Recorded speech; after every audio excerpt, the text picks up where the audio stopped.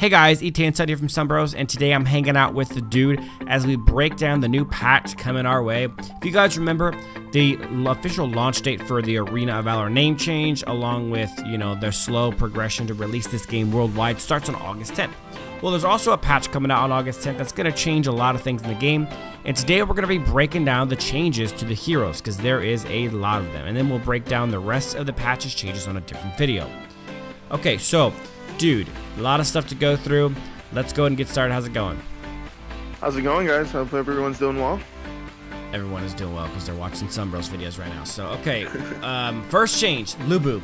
Lubu's first ability, Red Stallion, is getting a cooldown reduction buff and a new mechanic that causes all three waves of the Red Stallion ability to go through obstacles. Pretty decent buff. I'm not a big-time Lubu player, but I think it's going to help him a little bit. What do you think? I think, yeah, buff. Agreed. Okay. Slight buff on Lubu. Next, we got Dio-chan. Dio-chan's first ability, Chilling Frost, which is the insta-cast, little AoE, freeze ability she does. Not the freeze one, sorry, but the frost damage. If the enemy's marked with frost, right now they get an 80% slowdown effect for 2 seconds. But the new mechanic, they're taking that away, and they're adding a new mechanic. Now, when they're marked with frost and you hit them with it, they're going to get rooted for 1 second. So with the root, you're not stunned. You can still cast abilities, but you cannot move. It's just another way for Dio-chan to get you trapped in her ultimate. You're a Dio-chan player. What do you think?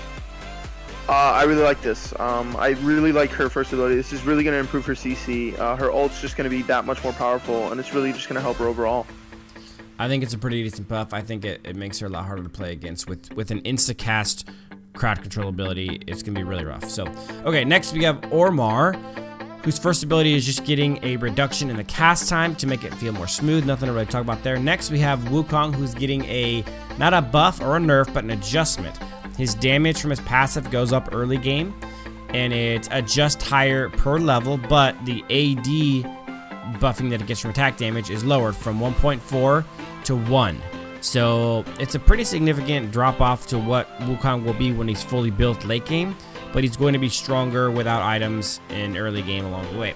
Now Butterfly's buff is the same thing. She's getting an increase in damage early and a decrease in damage given through items through attack damage on her first ability Whirlwind and her ultimate Backstab. So two main assassins are getting nerfed from their late game but buffed early game. What do you think? Early game, I think this is really going to help both of them. Late game, I think it's going to make Butterfly a little bit more manageable. However, Wukong, I'm not positive about him. I think Wukong's already a monster early game, so he's more likely to get fed now with this giant buff to his early game damage. But, I don't know. I actually think this is just going to be good for Wukong. Even though he's going to be doing less damage late game, quote unquote, his late game is so strong when he's fed that it doesn't even matter. The small nerf to that doesn't even make a difference. It's just going to make him more likely to get fed, which is going to be all he needs. All right, I really think this Butterfly nerf is going to be really good, especially now just because she's so overpowered late game. It's really nuts that, this is just going to make her all the more manageable late game for other players going up against her. Our next on our list is Batman. Batman is getting a pretty good buff on two ends. So first, Battering, second ability. They're increasing the width of it as well as how fast it travels, which is a buff in my mind. And then the ultimate is getting a pretty solid cooldown reduction, which I think is pretty good. It's 10%. It's at level 1, and it's 20% by the time it gets to level 3. Batman, I think, could use a buff. What do you think? I agree. I think, well, you know what? I think he's pretty powerful anyway. Honestly, I think, he could use it, but what do you think? Well, I think that what they're doing is they're making him more to be played the way he's intended to. Reducing the cooldown of his ultimate, he's supposed to be a stalker more than anything else, and a lot of people play him like he's just gonna go in like a bruiser and just go nuts, and that's not really his game. So I think both of them are pretty decent buffs. I don't think they're gonna make him overpowered like that. I think it's pretty good. That's a pretty significant cooldown buff though, late game. Pretty good. Yeah, it's pretty nuts. He'll have some pretty insane ability to travel stealth mode and gank and stuff like that. So, okay, right. Next we have Tara. I'm interested in Tara because I love Tara. Her first ability, Colossal Smash, got changed. That is her jump. It had a slow effect of 60% at all levels. Now it goes from 30 to 60 going up 6 every level for all 6 levels. Or yeah, for all. So it builds up now instead. I think that actually is going to hurt Tara a little bit more than they think it will. Having that 60% slow helps her get off to a really good start early game.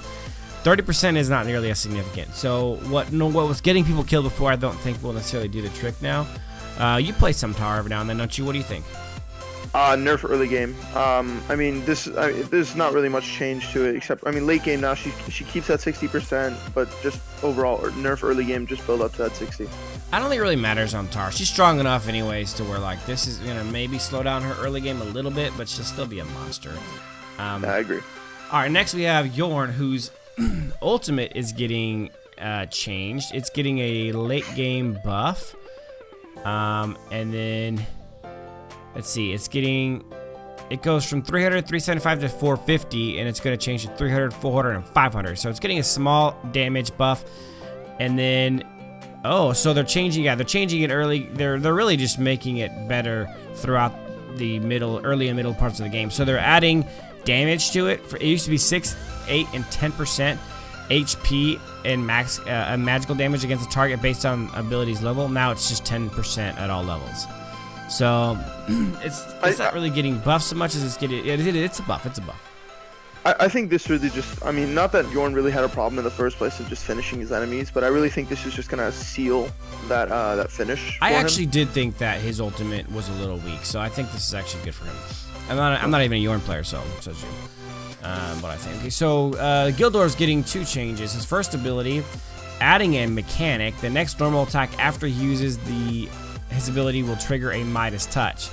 So that his first ability is now going to trigger a Midas Touch. And then the second ability's cooldown is getting reduced from 12 at level 1 to 10, and it's going to stay at 7 at both levels at the end. So even every level's lower until the end. It's the same as what it used to be. Nothing too crazy for Gildor, nothing really to talk about. Next, we're going to Malok, who's they're removing a maximum shield value, or they're changing the maximum shield value from 5 to 4, and then it looks like they're changing the amount the shield gives you from 775 to 800 at level 1, and then from 20, they're just adding 25 to every level. It's not really anything significant. There's not much change to that. It's getting his shield's getting a little bit better. So next we're going to Crickneck. Crickneck's second ability, Horn Rush, that's his dash, is now going to do a crap ton of damage. Oh, that's the health reduction. So when he hits heroes, HP regeneration for every hero hit is at 100, plus 20% of his attack damage at all levels. Now it's going to increase by the abilities level it starts off at 150 now, and increases all the way to 400 at level 6, and still goes up 20%. So it's actually just going to make the HP regen that's a huge buff for Crickneck. That's a massive buff, yeah. He's going to be able to regen a lot more health than he was. Next we have Slims, who is getting a buff to his first ability, new mechanic, damage. Oh yeah, so now not only does the stun, increase in length. So I don't know if you know this, but the farther that his spear flies, the longer the stun gets on his first ability. Now the damage increases from regular damage that it does now to up to 200% of the damage depending on length. So if you hit somebody at full length with the spear, it's gonna do 200% of the damage that it used to, and it's gonna do a 2.5 second stun. That's pretty nutty. Yeah, that's gonna be pretty cool. So next we have a buff, or an adjustment on Murad, who is the new assassin hero, who I can't wait to buy tonight. These are all just balancing adjustments. His basic HP, so that his starting health is dropping by a pretty decent amount, about 160, 155 or so. I'm not gonna do the math, but it's a pretty good amount. His HP growth is dropping by about 51.1, which is a pretty good amount. So he's not going to naturally be getting as much health as he was before at all. Like 51 per level, you're talking about, every level, you're talking about 15 levels. That's a lot of health. That's a lot of health that he's going to be missing out on. It's about 750 health less that he'll have late game. And if you add up the beginning, you're talking about 800 health pretty much. 800, 900 health is what he's going to end up with at level 15 less. That's pretty significant, yeah. But his base armor goes up 8 early game, and the armor growth goes up 1.6, or 1.4. So what I think was going on was that Murad probably was a little bit too strong against mages, but not strong enough against AD damage dealers. So they're making him stronger against AD damage dealers, and then they're lowering his health to kind of even it out. So he's kind of equally good against both heroes. I think it's just an adjustment more than anything like that. Next we have Zuka. Zuka's getting a big time reduction in damage to his first ability, Pain on a Stick, from 175 to 130 at level 1, and from 350 to 280 at level 6, but it does do more damage with items. So it's actually the opposite of what happened to Wukong and with Butterfly. But I think it's rightfully so, because I feel like Zuka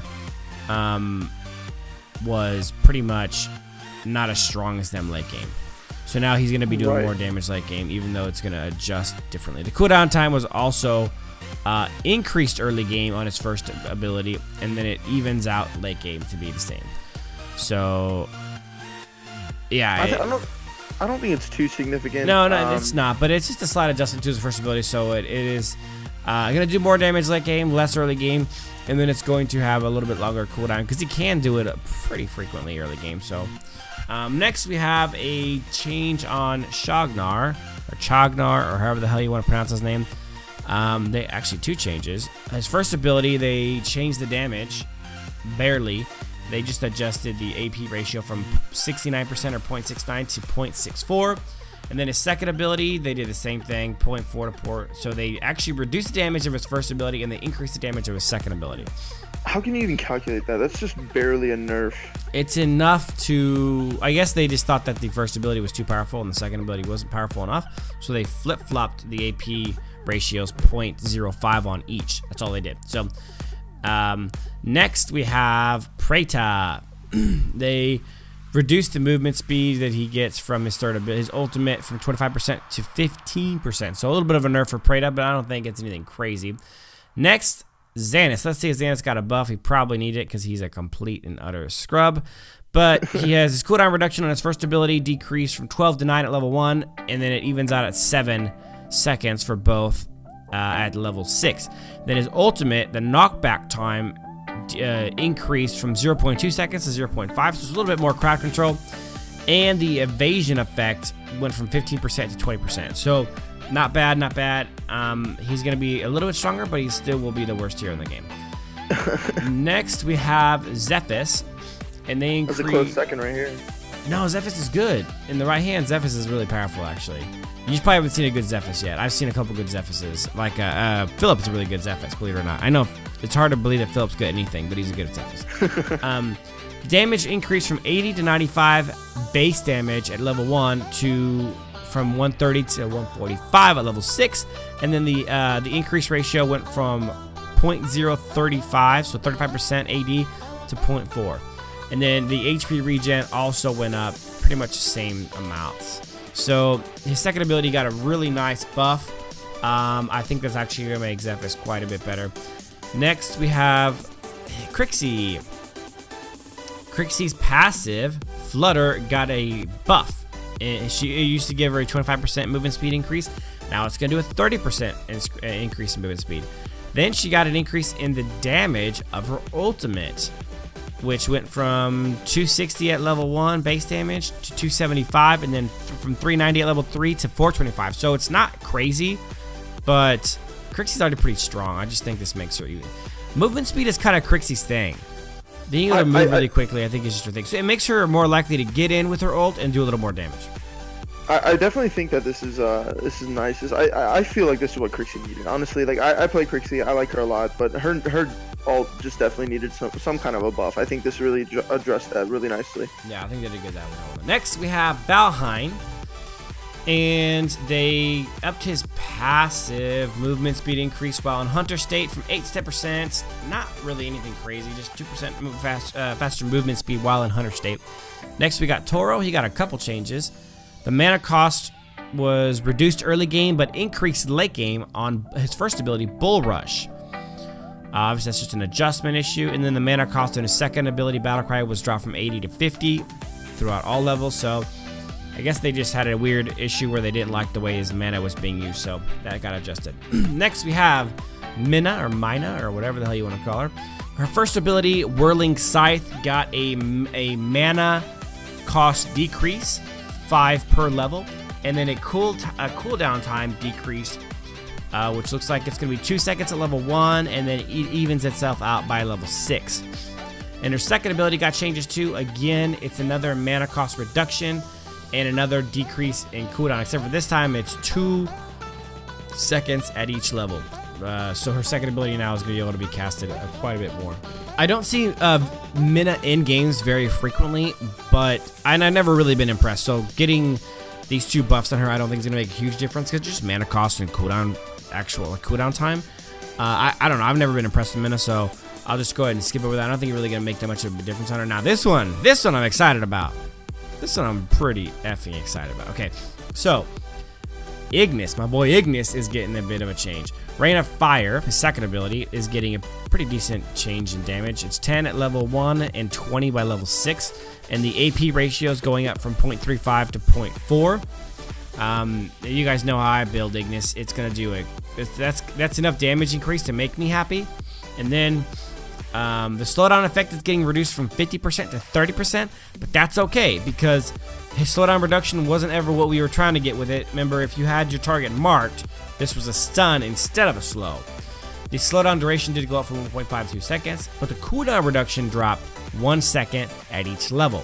So I can now stun people throughout the game more frequently and do more damage with it. So I think this is a big buff, and I love it. I know you probably haven't played very much Ignis, so I like it. The ability to stun people more frequently and do more damage with it is phenomenal. It definitely looks like a big time buff to me too. Okay, so guys, that is the end of the adjustments to heroes. Please check out the patch notes part 2 video where we're going to discuss changes to equipment and bug fixes and stuff like that. All the rest of the stuff in the patch. Thanks for watching, guys. Please let us know in the comment section below what you guys thought about all the changes. The big ones were really a pretty decent buff to Ignis, some big time changes to Wukong and Butterfly. But let us know in the comment section below what you guys think about the changes that happened to your hero. But thanks for watching, guys. Sub to the channel if you haven't yet. Give it a thumbs up if you enjoyed the content. And as always, guys, till next time.